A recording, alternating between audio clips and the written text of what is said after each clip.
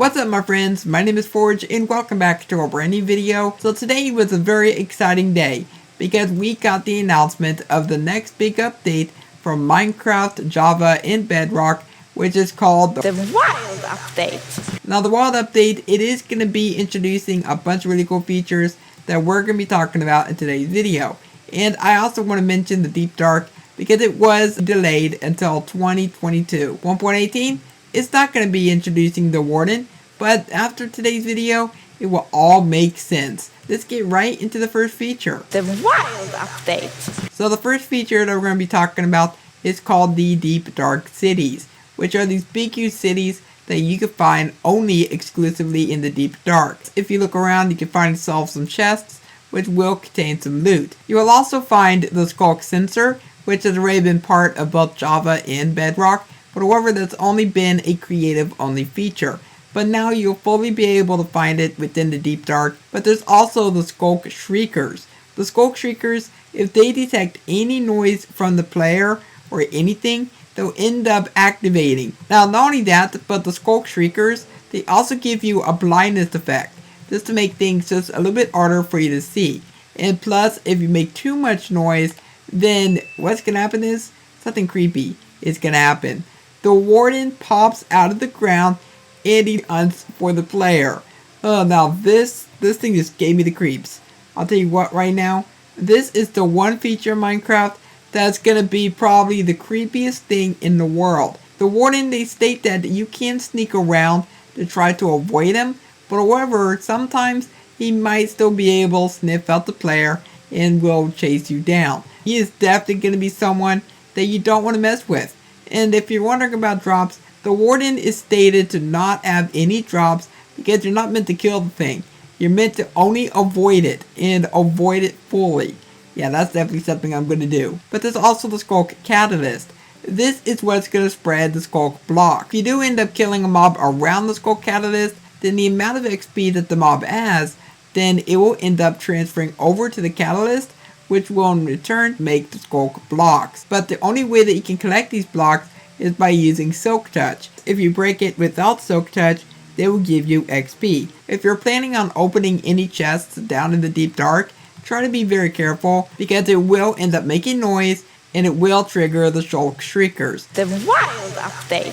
For the mob vote, that went pretty well. The winner of it was the 𝗨𝗨𝗁. A lot of people seem to really like the idea behind the 𝗨𝗨 of just having a mob go around an area and collect items for the player. Very, very useful for farms, because let's say you have a bunch of wheat seeds all over the place that you're too lazy to go and collect yourself. Well, you can just give the wheat seeds over to the 𝗨𝗨, and the 𝗨𝗨 will go off and it will pick up all of the seeds. Basically, any item that you gave him to collect, he'll go around the area, and if that item is around, he'll pick up that item and bring it either to you, or if there's a note block around and you have an hopper right next to it, then it'll bring the item over to the hopper. The Wild Update.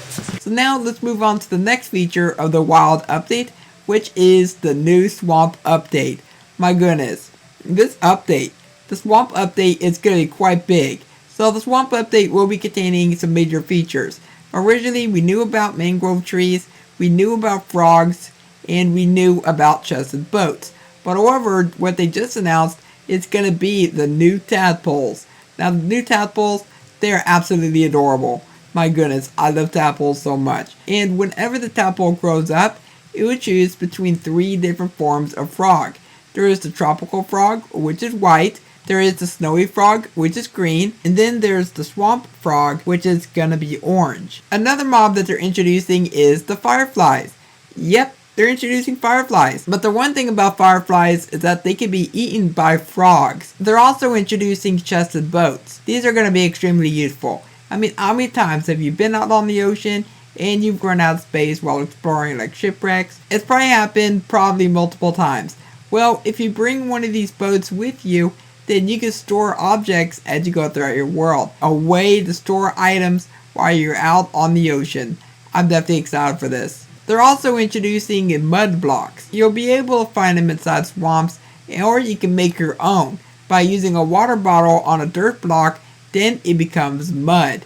Now after you turn it into mud, if you put it onto a dripstone block with dripstone underneath it, all the water will be drained from it and eventually turning it into clay. And you can also turn these mud blocks into bricks. The bricks are honestly just really cool looking. They are also introducing mangrove trees. With these trees, the saplings will grow on the leaves. The first sapling in Minecraft that actually grows from a tree. You'll be able to plant them on land, or you'll be able to plant them on water. So this is the first ever sapling that you'll be able to put underwater, and so you'll be able to plant them down, you'll grow them up into mangrove trees, and you get some really cool blocks out of it.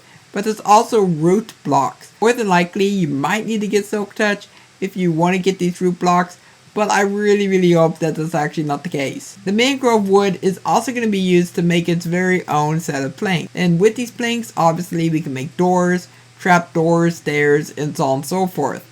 And finally, they also introduced some new biome upgrades. So take a look at this concept art for the birch forest. We're now going to find taller birch trees. There's also going to be probably some new flowers. And if you take a look at that, it looks like that we have all short flowers. There's also a new type of mushroom that's growing on the side of the birch trees. This update is mainly going to be focusing on the wildlife of Minecraft.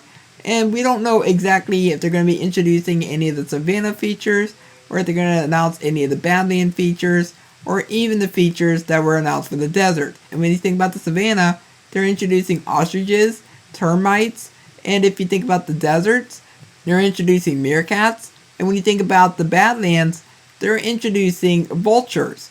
So why aren't those announced within this update? Like maybe they're going to be announced at a later date. Like we don't really know too much about that yet. But, however, I do want to hear your thoughts down below in the comments on what you think of the wild update. Are you excited for all these new features? And which feature are you mainly excited for? If you enjoyed this video, consider leaving a like, subscribe if you're around here, don't forget to turn on notifications, and I will catch you next time. Goodbye.